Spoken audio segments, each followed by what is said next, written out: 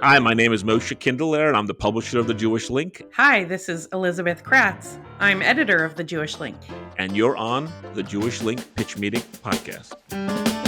So, Moshe, Jill Kirsch, our senior editor, has made this joke like 100 times in our meetings that if you have never met the person about whom we're like pitching an article, you're like, who are they? Like, what's going on? And we're like, well, if you don't know them, they must either not exist or like, I don't know, live somewhere like off the beaten track. But in fact, in this case, I actually know Judy Falk, who is our guest today, and I've known her for a long time, like at least over 15 years.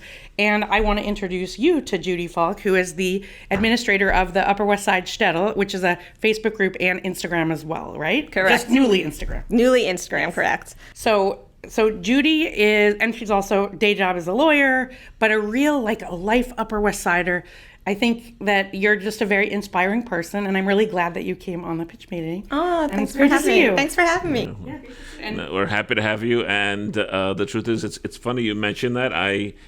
The West Side is one of the communities where I'm just not as networked as I should be. You know, there's a couple great people, couple great rabbis. Rabbi, let's see who's there. Rabbi Alan Schwartz. But I know the Fran and Shelley Fine, Rabbi Gettinger, those days. But I'm just not as I'm a little weak on the West Side. So I actually lived on the West Side when Rabbi Ari Berman was the rabbi of the Jewish Correct. Center as well, and I know you're a member of the Jewish Center. I am. Yeah, there's too many good rabbis to name. Let's not even go down that road because we'll definitely leave some out. But, of course, we have Rabbi Levine, who's the current rabbi of the Jewish Center and my personal rabbi. And before that, Rabbi Berman. And, obviously Rabbi Lamb, who was a rabbi of the Jewish Center for a very long time. So we've got a very good rabbinical team on the Upper West Side. Well, wait a second. You don't date back as far as Rabbi Lamb. Is that possible? No way. Well, not as a rabbi, but Okay. but he actually, I don't know if you've ever been to the Jewish Center, but there's a mechitza, which a lot of people talk about. Controversial mechitza. I wouldn't say it's controversial, but the way it is the women sit like a little bit higher up than the men, and Rabbi Lamb, may he rest in peace, was actually in the row right next to me, so I didn't overlap with him as his time as a rabbi of the Jewish Center, but I did as a member. I sat right next to him for a very long time. So yeah. And did he have a title like Rabbi Emeritus or no? He just There's a big plaque honoring him in front of the shul. I'm not exactly sure what his title is, but obviously he's super well respected and very missed. For sure. Yeah. But we're lucky in that we continue to have wonderful rabbis in the whole community. So basically we invited you here because we know that the Upper West. So for me, I feel like I'm a lifer of the Upper West Side, even though I've lived in Bergenfield for 15 years. Right. But my time there really, I did get to know the community, and I felt that it was a strong and cohesive community. And then back in 2020, I was somehow along with you when you started the Upper West Side Shtetl. Right. So I guess, could you talk about that origin story? What happened, how it developed? You started the Upper West Side Shtetl? No, Judy did. Judy started but you the were involved in it. I was like one of the first members. A founding member. I was like, Oh, okay. like when she said, I'm starting this, I'm like, join. Like, answer questions. Do you love the Upper West Side? Yes. Yeah, and I let you in. Yeah. I think the origin of it is a little bit, they say COVID bred a lot of invention, right? And that happens in these times. So I was alone. And I heard somebody on the radio say, if you're alone and you don't learn a new language in this time, you're going to have wasted this time. And I thought, that's ridiculous. I thought, but, obviously you don't have to learn a new language. But I sort of said, I understand her point. Like, maybe it's the time to jump in and do something and keep busy. So that really resonated and spoke to me. So I tried a few things. I think, like, Alone for Pesach was the first group I made. I read your article, Hannah, in the newspaper about being alone for Pesach. Right, that first year, which with was your really, fiance. Yeah. which She wasn't was totally alone. Yeah. Well, I remember your line, and it said something like, "We were together, completely alone." I think, Right. and it was we should note that Chai is off camera. Sorry. Chana is Chana off Fisher's camera. a digital letter off camera. Off camera. But she's in the room. Yes, so. it was really a beautiful article. Yeah. It really resonated with me. And I remember that phrase, completely alone, and I get it. I agree. People who were together were completely alone, but people who were alone, like one, were completely alone. Yeah. You know, so I said, what am I going to do? So I started that group, and then I didn't have some grand vision of this becoming some huge thing, but I said, to make it more useful, it should be a little larger. So I started a different iteration, like I think it was helping each other on the West Side, because if you remember, people were scared to go to the stores, so if one person would go, somebody else would go for them. So that was a lovely group. I said, it needs to be a little bit bigger to be more useful. And then I actually patterned my group after the West Hempstead Facebook group, Jewish community Facebook group with them in. I spoke to the admin there. He was very lovely. And then I created this, and it took off.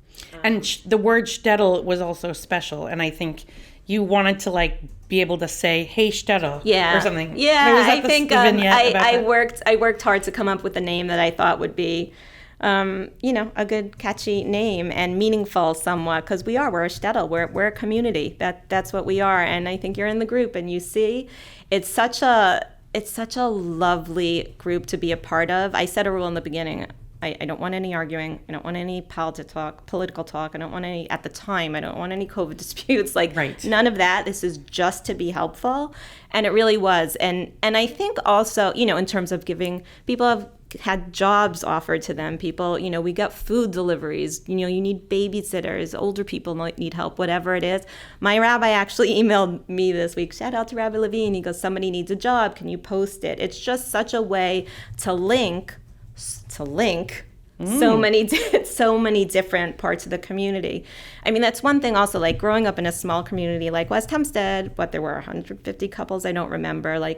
You maybe didn't know everybody personally, you certainly knew everybody's name, and you certainly knew how to reach out to each other. And now in so many communities, that's lost. So the Shtetl Facebook group really sort of regains a little bit of that. Right. And what's interesting, I think, about the West Side is that people tend to be members of one shul, maybe two, in the max, but they attend events at every shul. And that was actually one of the things, as a side point, Moshe, I was going to say, as a shout out for Judy's fans and for Judy's Shtetl, I want them to know that we at the Jewish Link want more coverage of the amazing events that go on the West Side.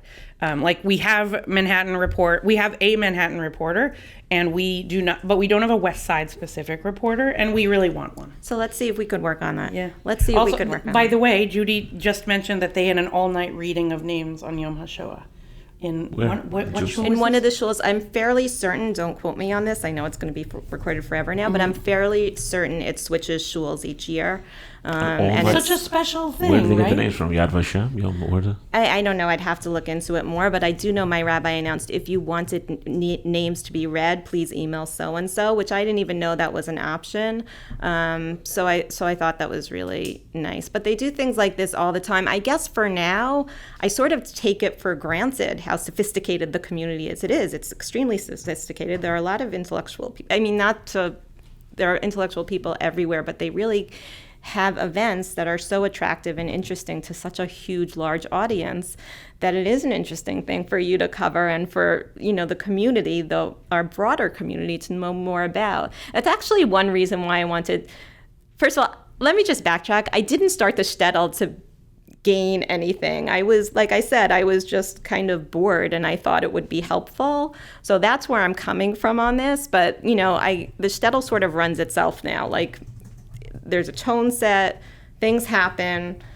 Knock on wood, there haven't been any issues. So I sort of moved on. I'm going to start Instagram. And what I did was I did quick questions with Rabbi Robinson, who's rabbi of Lincoln Square Synagogue, just so people can get to know people. We're so broad. There's so many different shuls, like you said. We should all know each other and have more connections somehow. By the way, I do get feedback from Lincoln Square because our copy editor, Kathy Fisher, lives there about 3 months a year because her husband is British. But every time she goes and visits Manhattan, she's like, just so you know, there's not enough Jewish links in the lobby. They just go like that. Why do you tell me? You have to tell me this on air. You got to tell me this in a timely fashion. So basically, we know that the link is being read at Lincoln Square. Yeah. We more. We also know that, so Manhattan Day and Ramaz Right. and the various day schools in Manhattan High School for girls to some extent are in the paper, Right. with us. And so like that covers the parents with kids. Right. But then there's this incredible breadth of scholars in residence. I know you've Incredible. said, like, just so many people Right. come through the West Side that I just feel like we're missing opportunities. Like, we have to partner more and we have to be in the Shtetl more. The answer is 100%. When just Judy, just where I come from. The Jewish Week. I was a big Jewish Week reader when they closed 3 years ago as a print publication. We kind of I've always felt that we needed to be bigger than just Jersey. But when they closed, I said, "Oh my God, there's a whole group of committed, observant, Orthodox Jews on both the West Side and Upper East Side. They're sending their kids to Orthodox schools, Ramaz, MDS.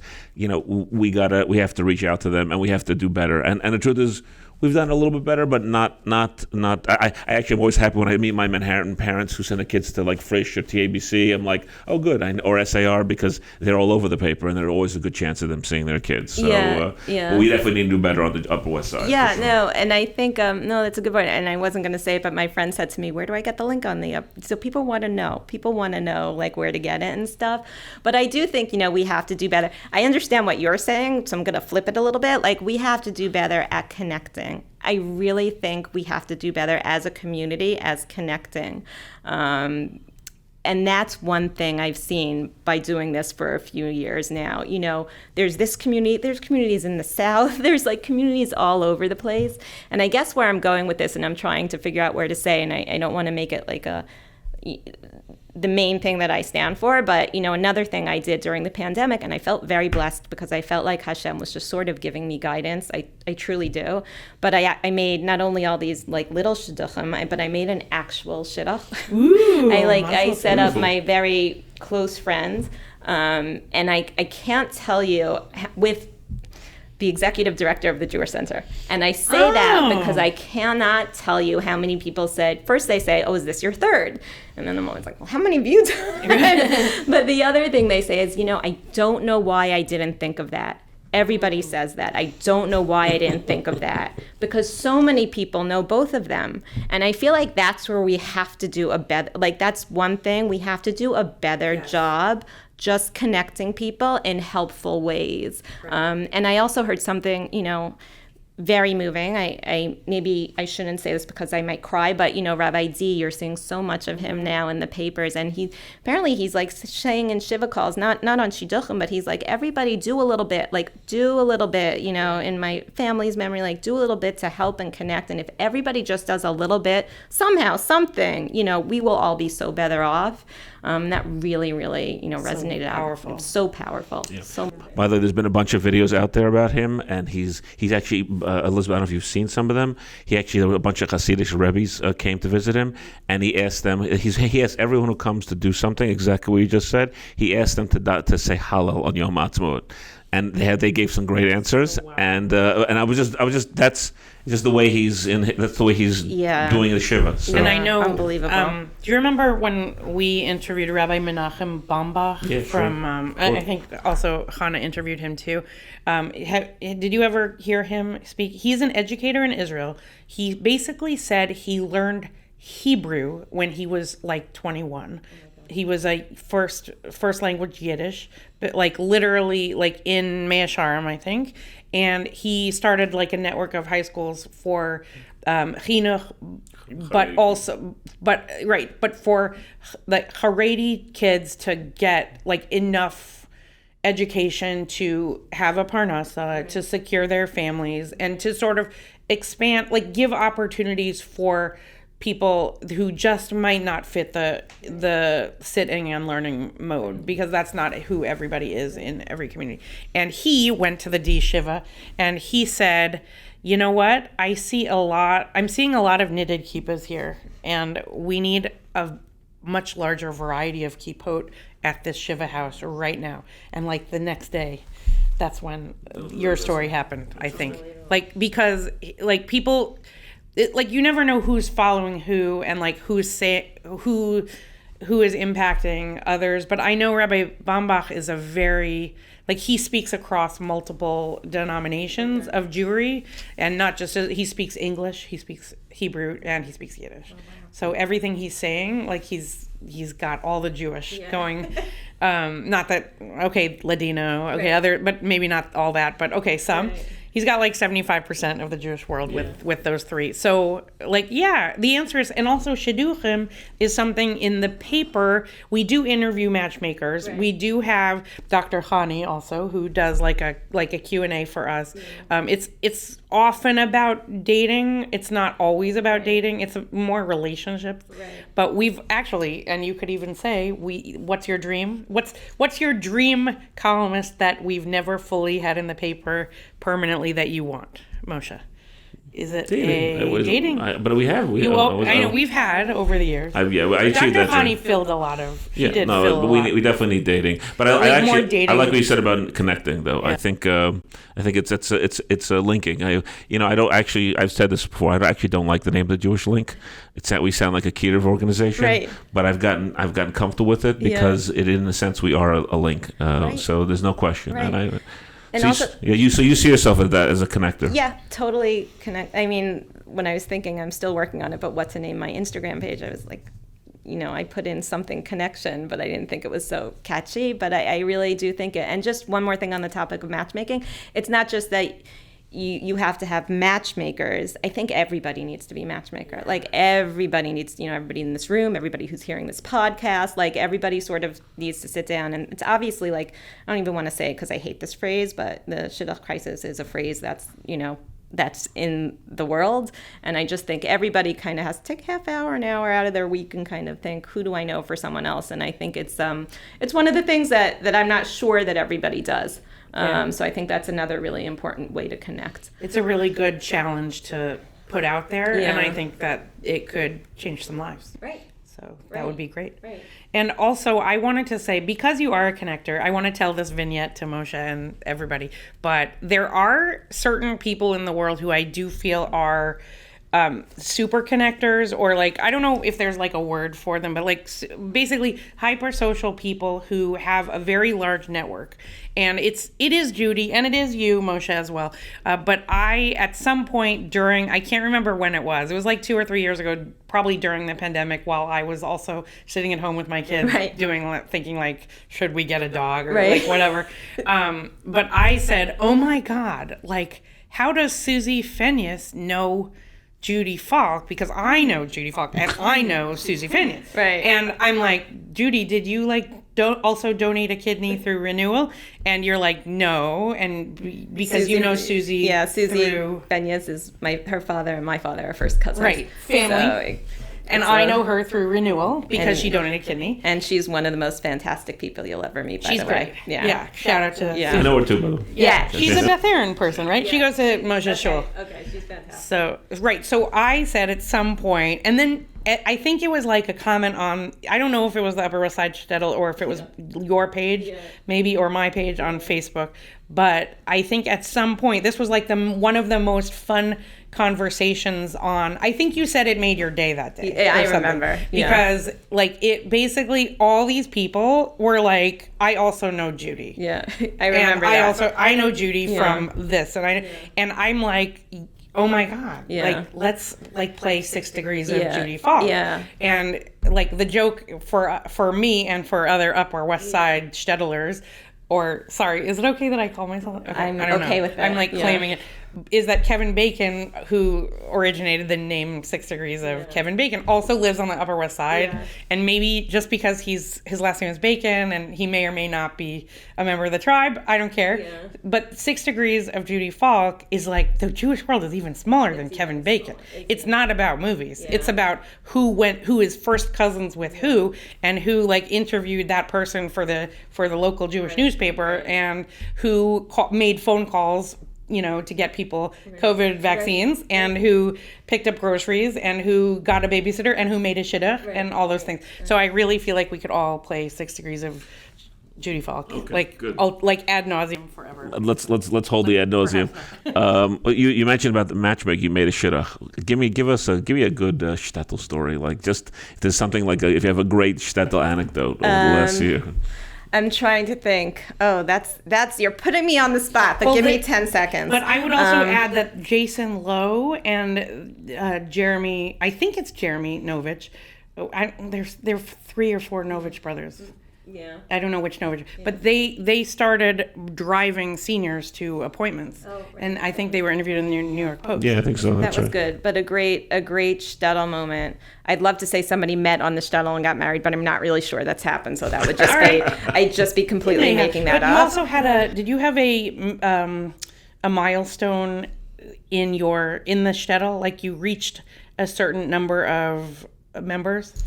We're about at 2,500, which is very exciting, and we could be at many, many more. But I try and have objective criteria on who to let in. It gets a little crazy, but I'm sure I will come up with something when I leave this office and be like, Moshe, this is what happened that was amazing. But I have to say, it's honestly amazing every day. Every day, like great things happen. I think I'm looking for something funny, but I'm not sure I can come up with something funny. I feel like a couple of businesses have started.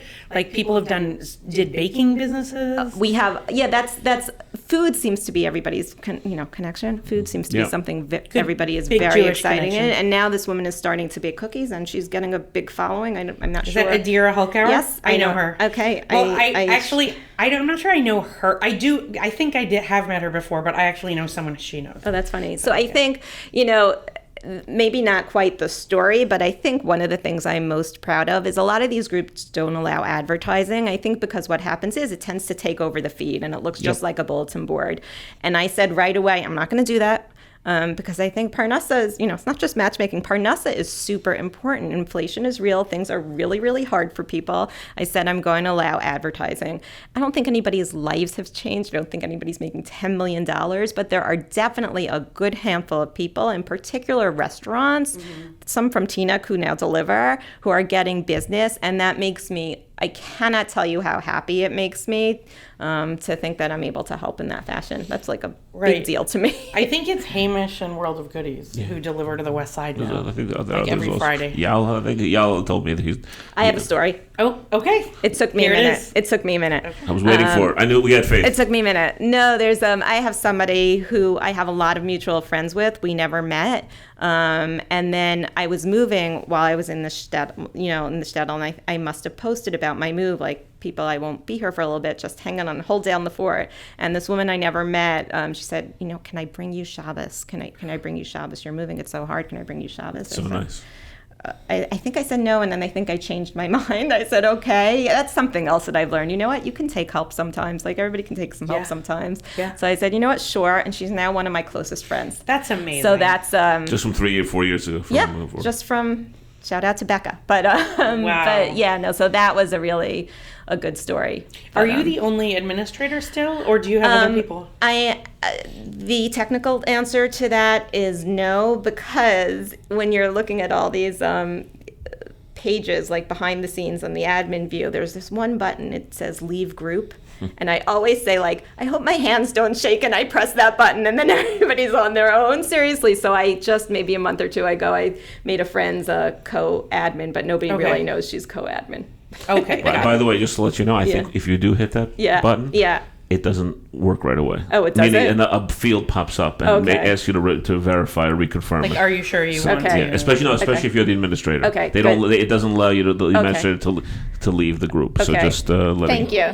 Thank you. I hope that makes you feel better. It does make you feel better. How do you keep the Shtetl sustained?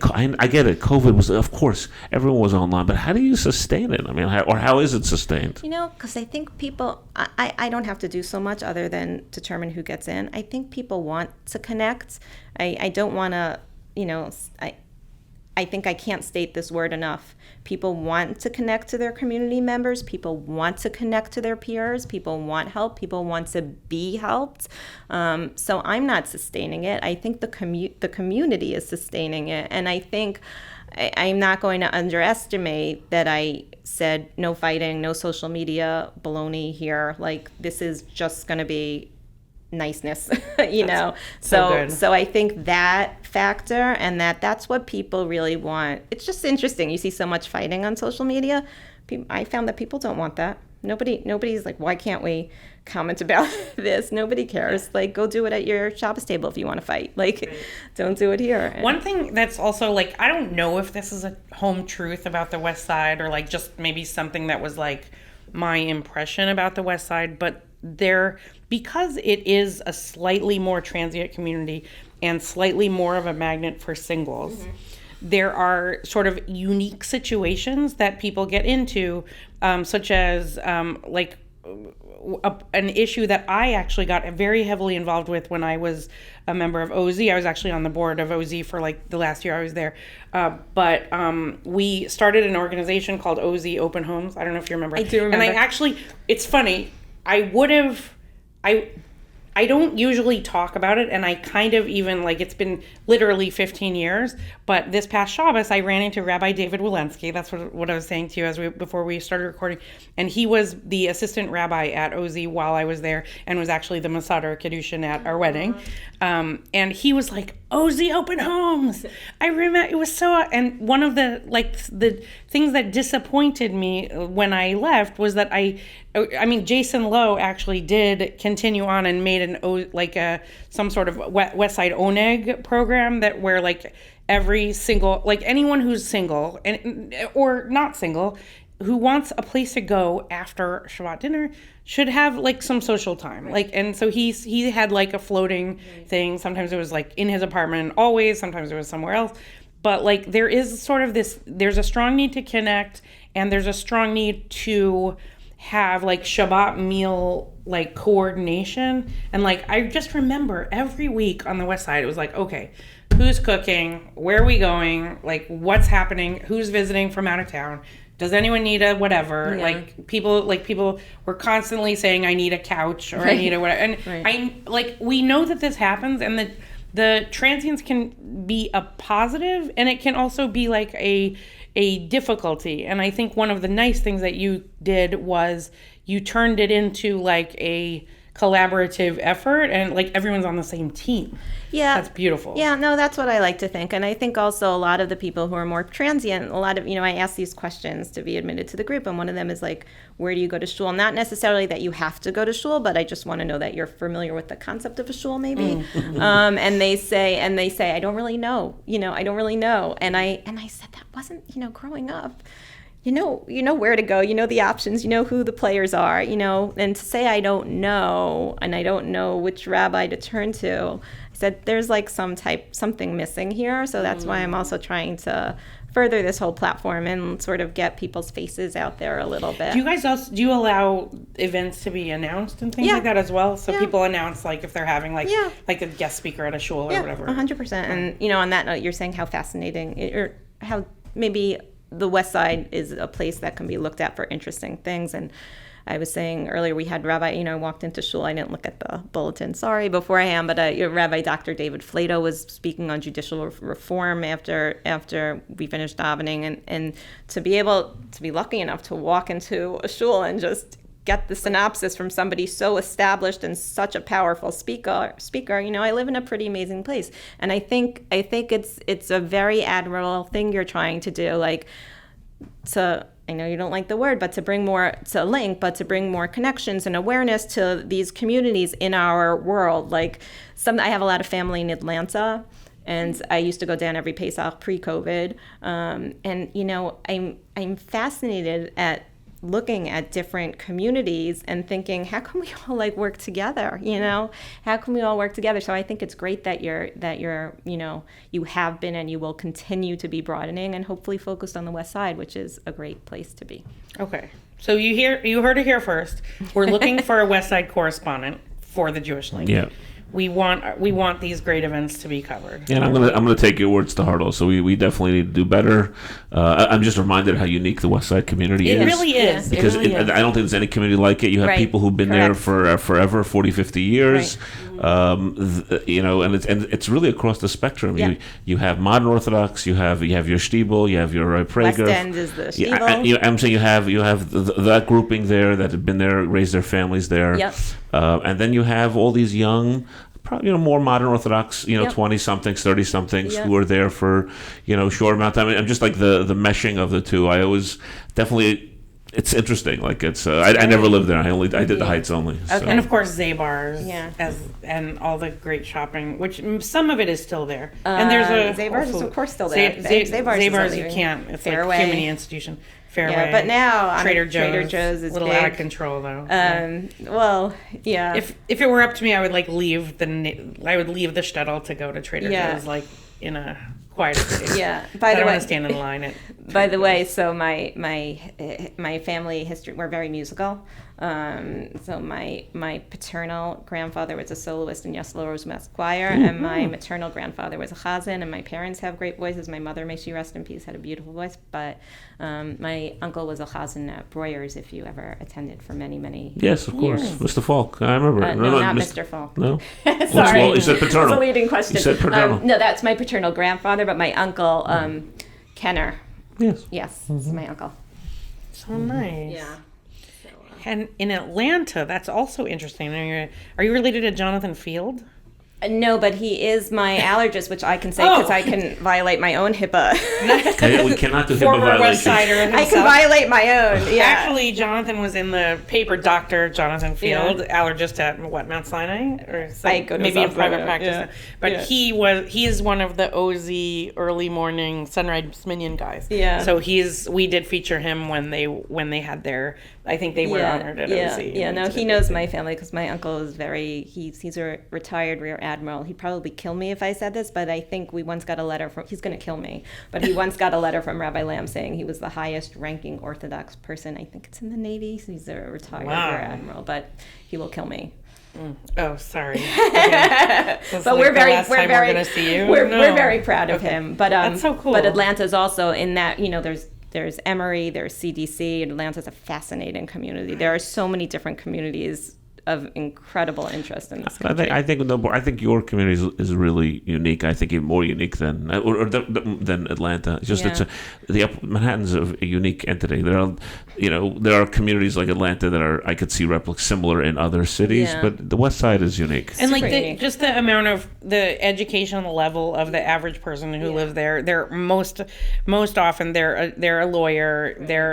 Or they work on Wall Street, or they work in one of these huge corporations in their national headquarters. And these are people who really are of consequence. And, if you can make it there, you can make it anywhere. Right. And the other thing you were saying before, Kiruv, or it sounds like it's a Kiruv organization. I'm not purporting to run any type of Kiruv effort at all, but Manhattan is so diverse that, we get people who want to join the Shtetl who, aren't affiliated, who are Jewish and not affiliated and want to have more affiliation. So that's actually really, to me, it's really special. You send them straight to MJE. Send them straight to Mark Wells. That's right. Who's a regular writer in our paper as well. That's right. So it's like you said, it's incredibly diverse. How's Aish doing there as well? Is Aish still on? It's not on 80th Street anymore. I do not think so. Oh, okay, maybe they. That moved. Sounds familiar. Okay, they were. So actually, Jen Hoffer came here from. She used to work at Aish on the West Side. I mean, again, don't somebody confirm that, but insofar as I know. We've been talking all about the Shtetl, but I don't know you, so let me hear about the Judy Falk, who's not just a Shtetl. Well, clearly you do know me because my written name, it's Judith all over the place, and you're calling me Judy. So we've made friends quickly because I go by Judy. So I was even aware. So like I said, I grew up in West Hempstead. I went to Stern. I worked for a bit, and then I became a lawyer. So I was a lawyer at a firm, and was very 9/11 oriented for many years, and then I went to Bloomberg, and now I have a different day job as an attorney. That's pretty much the Judy Falk, and I'm trying my best to make helpful connections in this world because I keep seeing Judge Judy on Instagram, and she says, if you don't, establish what you want to do in your 20s, you can do it in your 30s. If not in your 30s, you can do it in 40s. She goes on, and I think I found my voice during COVID, which I'm really proud of myself. Tell me about the new Instagram. Yes, so the new Instagram is at. What's the handle? Yeah. Well, it's much to everybody's surprise. It's at Upper West Side Stettle. Right. Not surprised. Right. There's no everyone. Yeah. Okay. Because It's 2 S's. no, it's actually written out. Upper West Side Shtetl. Okay, got it. Yeah, Upper West Side Shtetl. Got it. UPPER, blah, blah, blah, blah, blah. Instagram's a totally different medium. Like So it's a totally different medium. In fact, I actually, what was very interesting, and I did not join Instagram during the pandemic. I said, I do not need any more social media outlets. I don't think it's so healthy. But a few months ago, I said, you know what? I want to try to expand this platform. What was very interesting on Yom HaShoah, I found, is a lot of people were posting their very moving family stories in a way that wasn't done on Facebook. And that was really, everybody says social media is so bad. And I get it. It's not good in many, many, many respects. I understand it. But to see everybody's posts of their family stories was so moving. And I didn't want to. I said, you know what? I'm going to post my grandmother's story, who had a beautiful story, who I will say.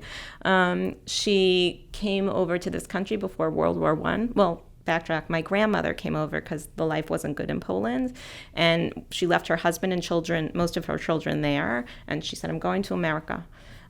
She went on a boat. She realized she was pregnant with my grandmother on the way over. Miraculously, my grandmother is now an American citizen because she was ultimately born in this country. Years later, they went back to Poland because my great-grandfather and the other children did not follow them to America because what's in America, So then when it was getting closer to the Second World War, my grandmother was able to come back here on her own because she was a citizen.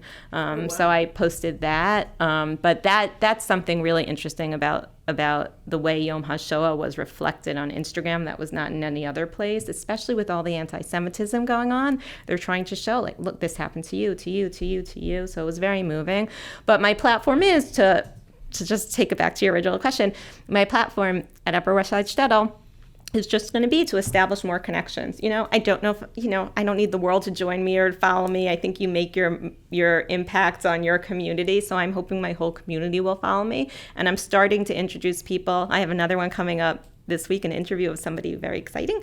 But I'm starting to introduce people to some of the players on the West Side. Like, let everybody know who everybody is. And after I make my rounds with some shuls, there are also, people like me who have such interesting, I don't want to toot my own horn here, not like me, but like there are such people who are so academic and they've established themselves, in different interesting businesses, and let us all know each other and connect a little bit more and see how we can help each other in whatever field it is, I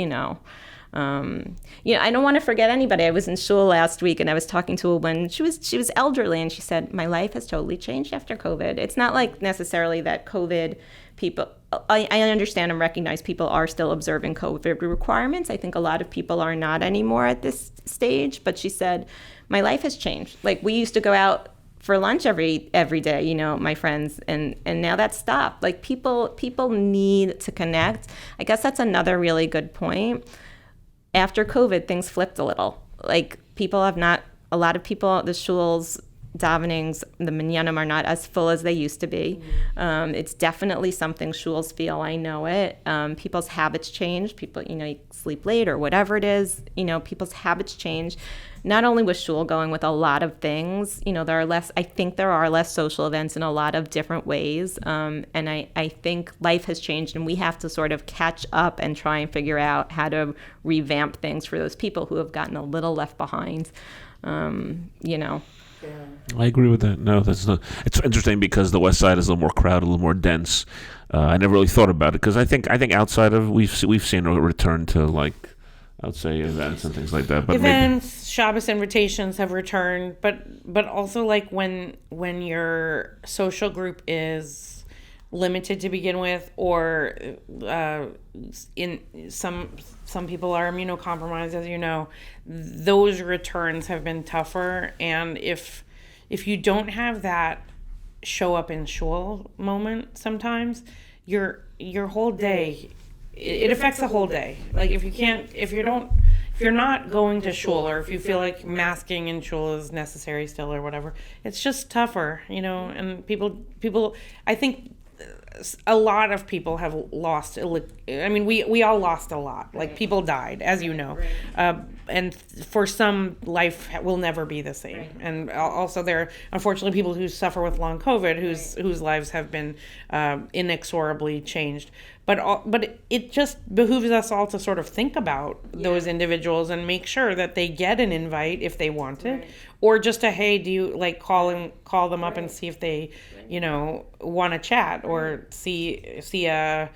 I don't know. See if there's something that you could do for them. Right. So no, every bracket suffered during COVID. In my opinion, I know they say younger children had developmental issues and and I think there's no one who didn't struggle. And I guess if there would be like one message that I would say is like, how can you connect with someone else to help them a little bit, because everybody is struggling, particularly after COVID. So it's a small word, but it's a big impact, I think. Yeah. I just feel like there has to be like more Judy in our paper generally, and more West Side. No, and I think you're generally an inspiring person and a connector. I don't like to do this online, but on air more. But should we offer a job? She said she would. I'll get my business manager. Maybe I'll write something for an evening event. Do you like to write? That was my major in college. I didn't even know that. Sorry if I shouted and broke the microphone. I did not know that. Yeah. No, but I'm not saying like I know you but I assumed you were pre-law or something. But yeah, okay. No. It's called a SHAPE major in Stern. I don't know if they still have that. It's like you put together your own major. Okay. So I put it together with writing. I think it was journalism even. Who remembers? Who remembers? God. This is great. You heard it here, guys. Okay, we're going. Okay, so I know you have a day job, but we would really love to see your byline in the Jewish link. So. Fantastic. Wait, what's a typical Shabbos for you though? Just so. Thank God I've been there a long time, and I have a lot of friends. So we're usually. Shift. Probably much like here. Everybody makes. I host a lot. I recently moved into a new lovely apartment, so I like to host in it. I host, my friends host. I'm not going to lie, and I think this is for any person who's alone. Like, you're very grateful when you get an invitation, though, because it's not only, I know families struggle with putting meals together, meal after meal after meal. I think when you're single, you first have to say, who am I eating with? And then you say, then let me cook and let me, so it's a two-step kind of thing. So I'm always grateful when I get an invitation. I am really grateful from anybody in the community. I guess I'm thinking about what to say next. I think, how do I phrase this? I think people have to think about that. Like when people are alone, Shabbos is a hard thing. Yeah. I think people have to think about it a little bit more. Like, I'm with my family, I may be struggling, but like there are people who are alone. Can I maybe just have them over? Would it not, not too much effort? Like maybe you could really change someone's day. So I do. I mean, I have my friends. I have a big support system, and I feel very grateful and lucky. I've, thank God, always had great friends. But I do think like our entire community maybe could think about it a little bit more. That was yeah. Also, I also might add that this may be completely off topic, but in recent years, TNEC has made a push to try to get more like single apartments, or like 1 or 2 bedroom or even 3 bedroom apartments for people who might want to live in Teaneck. I'm not making a push for you to move, because obviously you just bought your place, but there is a singles community here in Teaneck as well, and it might behoove us to connect those two communities a little more. We have like 2 or 3 big apartment complexes where singles live, at this point. Yeah. And getting them together might be a better idea. That was always the problem with this area, is that we just didn't have enough apartments. Like a lot of single family homes. And if you're by yourself, like, who wants to be in a 3 or 4 bedroom apartment? You can't. It doesn't make any sense. 100%. Okay. 100%. We are getting the wrap it up sign. And I feel like I could talk to you for like 2 more hours about the West Side, but thanks for being here. Thanks for making the trek. Thanks for having me. And I'm really looking forward to seeing more coverage of the West Side. I think that's a great idea. I think it's a fantastic community. Yeah, it is. Thanks for being with us on the Jewish Link Pitch Meeting podcast. If you would like to participate or be in touch with us in any way, please email us at editor@jewishlink.news and follow us and find our podcast wherever you find podcasts.